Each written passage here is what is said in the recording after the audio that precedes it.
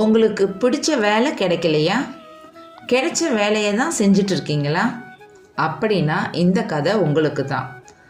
நீங்கள் இருக்கிற இடத்துல தான் உங்கள் வாழ்க்கையோட மிகப்பெரிய திருப்பம் மறைஞ்சிருக்குது. அதை நிரூபிக்கிற ஒரு உண்மை கதை தான் இது.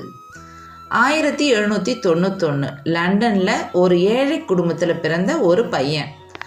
அவனோட கனவு ஒரு விஞ்ஞானி ஆகணும் அப்படிங்கிறது தான். ஆனால் வாழ்க்கை அவனுக்கு சொன்னதோ, நீ படிக்க முடியாது, போய் வேலையை பாரு அப்படிங்கிறது தான். 14 வயசு பையன் அவன் ஒரு புத்தகம் பைண்டிங் ஷாப்பில் வேலைக்கு சேர்றான். அவனோட வேலை புத்தகங்களை பைண்ட் பண்ணுறது. அவன் மனசு மட்டும் எப்பவுமே ஆய்வுக்கூடத்துலேயே இருக்கும்.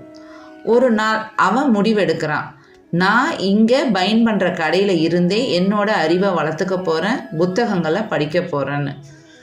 அவன் கெமிஸ்ட்ரி, எலக்ட்ரிசிட்டி அது சம்மந்தப்பட்ட புத்தகங்கள் அந்த இடத்துக்கு பைண்டிங்காக வரும்போது வேலை நேரம் போக மற்ற நேரங்களில் அவைகளை எடுத்து தேடி தேடி படித்தான். அவனோட அறிவியல் அறிவை வளர்த்துக்கிறான். அவனின் 20வது வயதில் லண்டன் ராயல் இன்ஸ்டிடியூஷனில் நடந்த அறிவியல் மாநாட்டில் போய் பார்க்கக்கூடிய ஃப்ரீ பாஸ் ஒன்று கிடைக்கிது அவனுக்கு. அங்கே அவன் ஹம்ப்ரி டேவி என்ற சயின்டிஸ்டோட உரையை கேட்குறான். அவன் அதோடு நிற்காம ஒவ்வொரு வார்த்தையும் எழுதுகிறான்.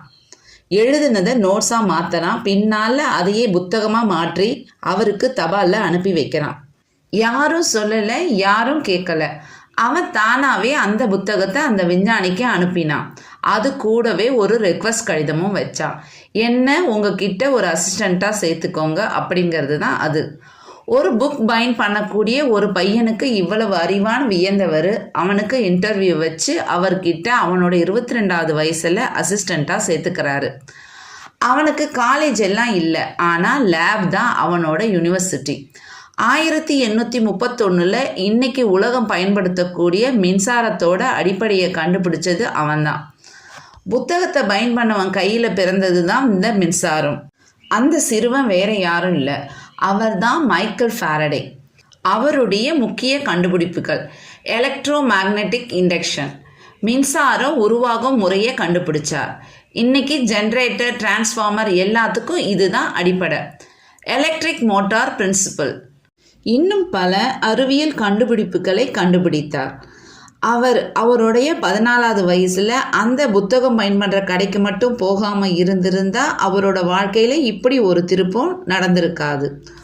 நீங்கள் இருக்கிற இடம்தான் உங்கள் சாதனைக்கான சாவி மறைஞ்சிருக்கும் இடம்.